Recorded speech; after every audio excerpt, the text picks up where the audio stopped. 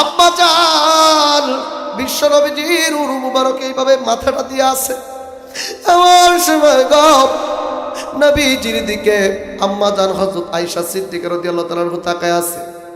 আয়েশা সিদ্দিকা রাদিয়াল্লাহু তাআলা আনহা তাকায় আছে। নবীজি বলে, আয়েশা কি দেখতেছ এমন করে?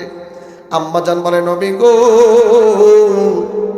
কয়েকটা দিন হয়ে যায় আপনাকে একটা প্রশ্ন করব বলে ভাবতেছি। কি প্রশ্ন? হুজুর আপনি আমাকে কথা দেন, আপনি উত্তর দিবেন, একটা বিষয় জানতে চাই। বলো বলো, কি বিষয় জানতে চাও? হুজুর আপনি তো মিরাজে গিয়েছেন, মিরাজে যাওয়ার পরে আল্লাহ আপনাকে জান্নাত দেখাইছে, জাহান্নাম দেখাইছে। নবী গো, কিন্তু জাহান্নামে যে আযাব দেওয়া হয় মহিলাদের, এমন কোন গোপন কি কোনো তথ্য আছে যা এখনো প্রকাশ করেন নাই? নবী গো, জাহান্নামে মহিলাদের সম্পর্কে কোনো গোপন তথ্য আমি জানতে চাই। আম্মা জান হযরত আয়েশা সিদ্দিকা রাদিয়াল্লাহু তাআলা আনহা এই কথাটি বলার সঙ্গে সঙ্গে নবীজির দিকে নজর করে দেখে, নবীজি চোখের পানি ছেড়ে দিয়ে কান্না শুরু করেছে। আম্মা জান নবীকে ডাক দিয়ে বলল, নবী গো, ইয়া রাসূলুল্লাহ, ইয়া হাবিবাল্লাহ, আমি কি কষ্ট দিয়ে ফেললাম? কান্না করছে। না রে আয়েশা, আমি অন্য কোনো কারণে কান্না করি না। তুমি যে আমারে প্রশ্ন করেছ, এই প্রশ্নের কথাটা আমার মনে পড়ে গেছে, সেই ভয়ঙ্কর দৃশ্যের কথা।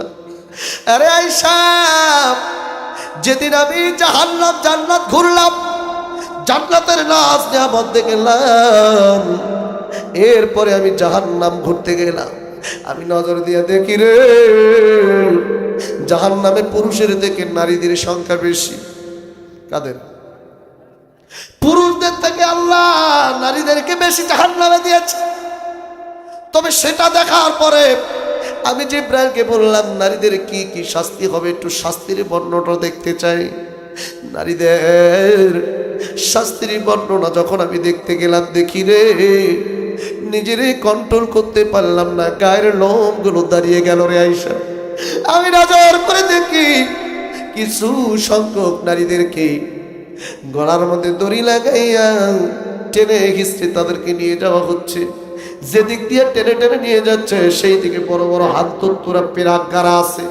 এই পেরাকের উপর দিয়ে যখন টেনে টেনে নিয়ে যাচ্ছে, ওই পেরাকের মধ্যে ওই নারীদের রক্ত, হাড্ডি, গোশত, চামড়া পর্যন্ত পেরাকের মধ্যে হেনে হেনে ভিজা চুলে আশ্রাইলে যেমন দাগ হয়, মহিলাদের পিঠে পেটে ওই রকম করে দাগ হচ্ছে। আমার গায়ের লোম দাঁড়িয়ে গেল রে আয়েশা।